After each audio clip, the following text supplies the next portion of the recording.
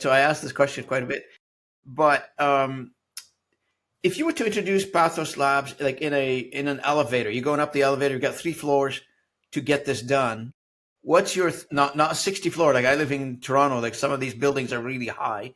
And to do an elevator pitch in a long building in Toronto, it will take you an hour.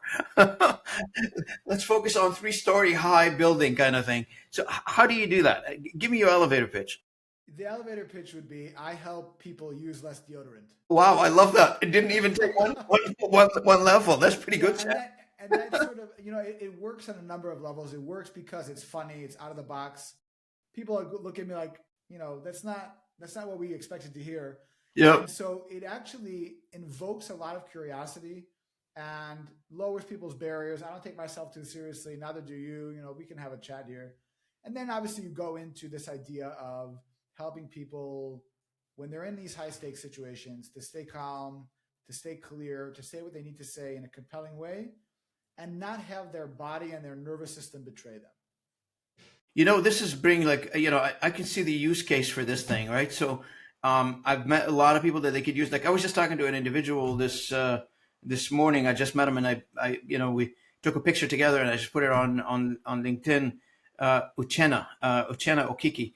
I just met him from a company called the CFO, and they help companies get ready for investment. So if you want to go borrow money or you want to expand your business, you're looking for investors, you want to go to the banks or whatever, you need to do a lot of homework before we get there. Maybe part of the homework is, you need to be able to articulate what you're looking for. And I love that idea because if you're going to go in front of somebody to ask for investment money, you got to get your story correct.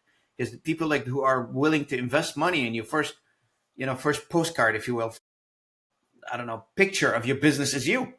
I mean, as a business owner, right? Well, especially at early stages, I think what a lot of founders don't understand or haven't fully internalized is that the idea of your business is table stakes. So the problem that you're solving or the unique methodology that you have of solving it, that will get you in the door, will get you a seat at the table, will get you a meeting. Investors are not and this is irrespective of what an investor will tell you, okay? Investors are not backing just your idea. They want to know that you are the person or you or the team are the people to execute it. And if you come in there and you can't hold yourself steady, what you're telling them is when things go pear-shaped, when things get difficult, I'm not going to be the one to stay steady. And they're giving you millions of dollars. They're not going to want to trust you with millions of dollars if you're going to freak out every time something goes wrong. That's right. That's right. They need somebody to hold steady in the face of the storm. Plus, they need somebody that can assure them they're going to get a return on investment. Not the single crisis that's going to come along. That individual is going to bail ship. Exactly. I mean, I would say number one skill for founders is Yep. resilience. Yep. You've got to be able to weather the storm, to stay steady under pressure, not to lose yourself, to lose sight of your vision. And that starts with your nervous system. It starts with how you present yourself to a board of people who theoretically have more power over you. How do you stay grounded? How do you stay leveled?